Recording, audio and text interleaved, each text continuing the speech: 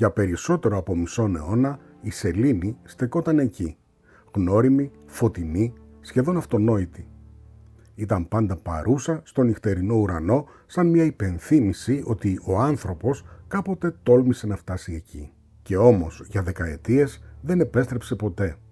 Μετά το πρόγραμμα Απόλλω, το ταξίδι στη σελήνη έμεινε παγωμένο στον χρόνο.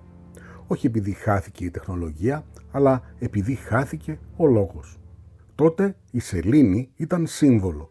Ήταν ένα τρόπαιο σε μια γεωπολιτική σύγκρουση. Όταν εκείνη η σύγκρουση τελείωσε και η ανάγκη να συνεχίσουμε. Το διάστημα πέρασε σε δεύτερη μοίρα και η ανθρωπότητα επέστρεψε στα προβλήματα της γης. Για χρόνια η ιδέα της επιστροφής στη σελήνη έμοιαζε περιττή, σχεδόν ρομαντική, αλλά χωρίς ουσιαστικό νόημα. Σήμερα όμως η εικόνα έχει αλλάξει ριζικά. Η επιστροφή δεν βασίζεται σε σύμβολα αλλά σε ανάγκες. Η σελήνη δεν είναι πλέον απλώς ένας στόχος εξερεύνησης. Είναι ένας πόρος. Στους πόλους της, εκεί όπου το φως του ήλιου δεν φτάνει ποτέ, υπάρχουν περιοχές που παραμένουν παγωμένες εδώ και δισεκατομμύρια χρόνια. Σε αυτές τις σκοτεινές περιοχές έχει εντοπιστεί πάγος, δηλαδή νερό. Και το νερό στο διάστημα είναι ίσως το πιο πολύτιμο υλικό που υπάρχει. Δεν είναι μόνο απαραίτητο για την επιβίωση, είναι και καύσιμο.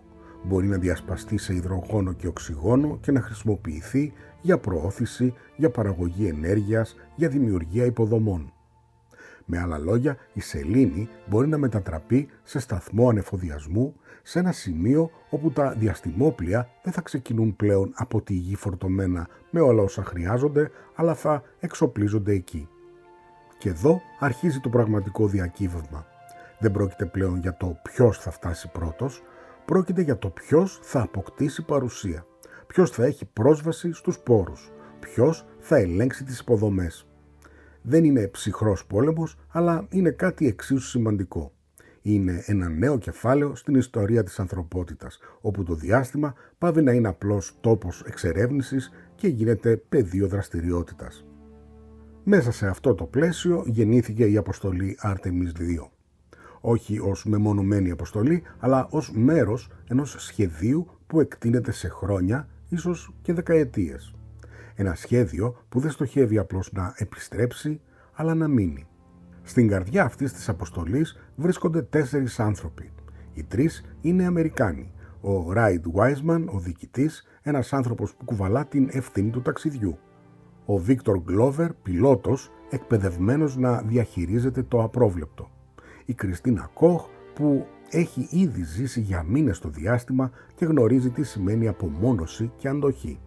Και 4ος, ο Καναδός Τζέρεμι Χάνσεν, που φέρει μαζί του τη διάσταση της διεθνούς συνεργασίας. Το ταξίδι τους ξεκινά με το Space Launch System, έναν από τους πιο ισχυρούς πυράβλους που έχουν κατασκευαστεί ποτέ.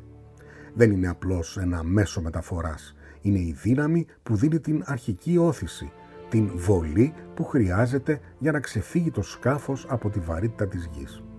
Γιατί αυτό που ακολουθεί δεν είναι ένα ταξίδι με συνεχή προώθηση, είναι μια ελεύθερη πτώση.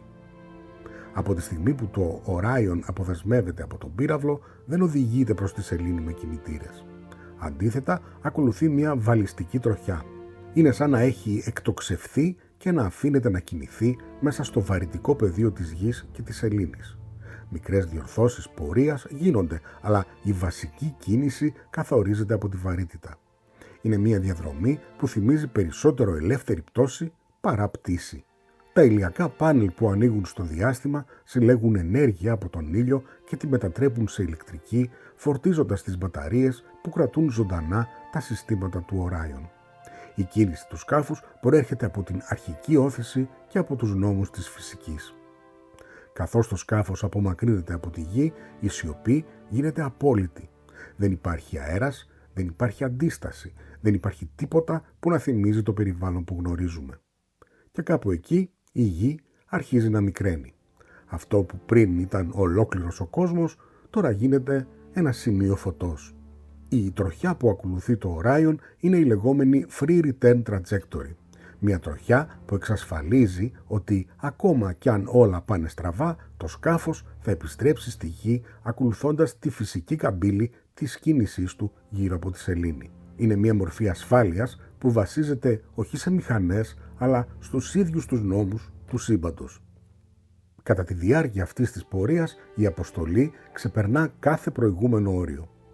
Οι αστροναύτες φτάνουν πιο μακριά από οποιονδήποτε άνθρωπο πριν από αυτούς, ξεπερνώντας ακόμη και το ρεκόρ του Απόλλω 13. Σε εκείνη τη στιγμή, η ανθρωπότητα αγγίζει το πιο απομακρυσμένο σημείο της ιστορίας της. Καθώς πλησιάζουν τη σελήνη, δεν επιχειρούν προσελήνωση. Και αυτό δεν είναι περιορισμός, αλλά επιλογή. Η αποστολή αυτή έχει έναν σαφή στόχο: να δοκιμάσει, να επιβεβαιώσει ότι τα συστήματα λειτουργούν, ότι οι άνθρωποι μπορούν να ταξιδέψουν τόσο μακριά και να επιστρέψουν. Η προσελήνωση είναι ένα επόμενο βήμα, ένα βήμα που απαιτεί τεχνολογίες που ακόμη εξελίσσονται. Περνώντας από την αθέατη πλευρά της σελήνης, οι αστροναύτες αντικρίζουν έναν κόσμο εντελώς διαφορετικό. Πιο τραχή, με περισσότερους κρατήρες, πιο βίαιο γεωλογικά.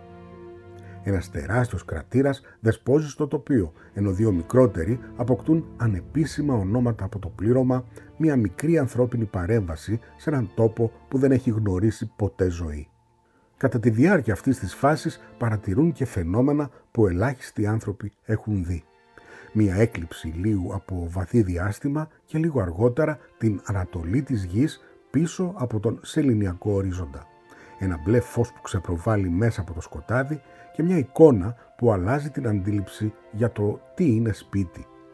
Το σκάφος συνεχίζει να λειτουργεί χάρη στην ενέργεια που συλλέγεται από τα ηλιακά πάνελ και αποθηκεύεται στις μπαταρίες. Τα συστήματα υποστήριξης ζωής, οι επικοινωνίες, τα όργανα πλοήγησης, όλα εξαρτώνται από αυτή την ενέργεια.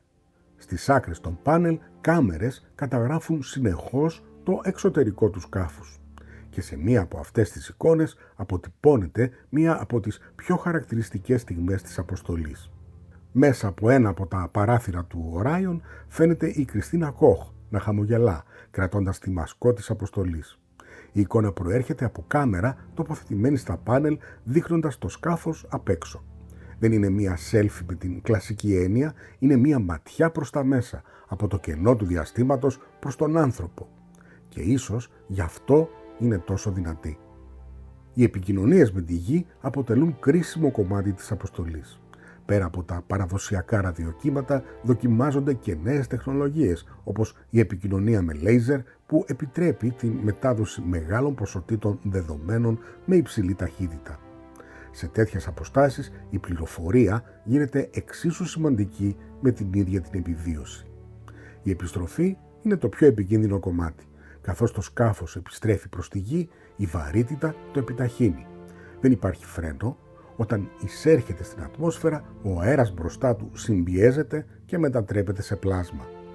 Το σκάφος τυλίγεται σε ένα φλεγόμενο περίβλημα. Οι θερμοκρασίες ανεβαίνουν σε ακραία επίπεδα και για λίγα λεπτά η επικοινωνία χάνεται.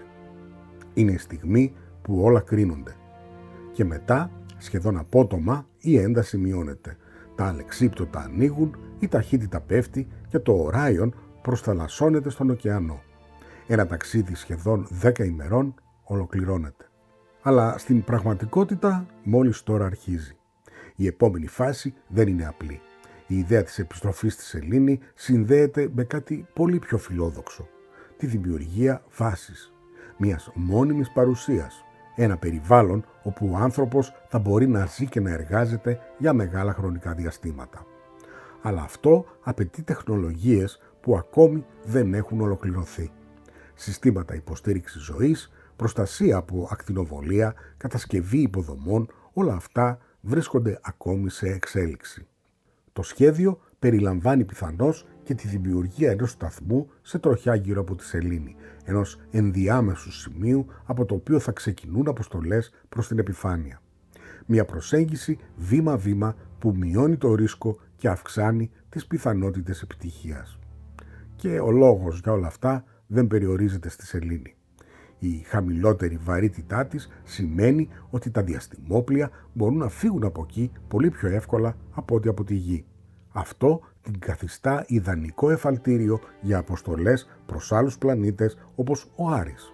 Αν η ανθρωπότητα θέλει πραγματικά να επεκταθεί πέρα από τη Γη, η σελήνη είναι το πρώτο απαραίτητο βήμα.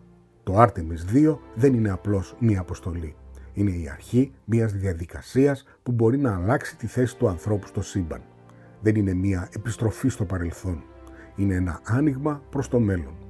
Και ίσως για πρώτη φορά μετά από δεκαετίες δεν κοιτάμε τη σελήνη σαν κάτι μακρινό. Την κοιτάμε σαν κάτι εφικτό. Και το πραγματικό ερώτημα δεν είναι αν μπορούμε να φτάσουμε εκεί, αλλά αν αυτή τη φορά θα μείνουμε. Αν σας άρεσε το επεισόδιο, κάντε μία εγγραφή στο κανάλι, αφήστε μας τα σχόλιά σας και μοιραστείτε το με τους αγαπημένους σας. Μέχρι και την επόμενη φορά να είστε καλά και να μην σταματήσετε να αναρωτιέστε.